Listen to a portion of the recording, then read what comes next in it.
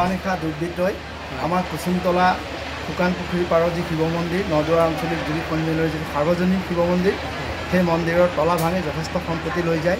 ৰূপৰ সাপ, ৰূপৰ ফুল, ৰূপৰ বেলপাত, তামৰ সাপ আৰু তামৰ পাত্ৰ প্ৰায় 12খন, সোণৰ এডাল ত্ৰিশূল, নগদ ধন অন্ততঃ 10,000 11,000ৰ ভিতৰত নগদ ধন দানপাত্ৰ ভাঙি আৰু অন্যান্য আচবাবসমূহ নষ্ট কৰে। ইয়াৰ উপৰিও এখন পিতলৰ হেতা ভাঙি পেলাই তাক লৈ গৈছে আৰু লগতে পূজাৰ সামগ্ৰী যিখিনি আছিল সম্পূৰ্ণ পূজাৰ সামগ্ৰী লৈ যোৱা হৈছে।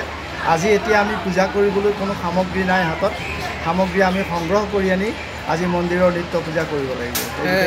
থানাক যোগাযোগ কৰিছে নাই আপুনি? আমি ইতিমধ্যে থানাৰ লগত যোগাযোগ কৰিছোঁ।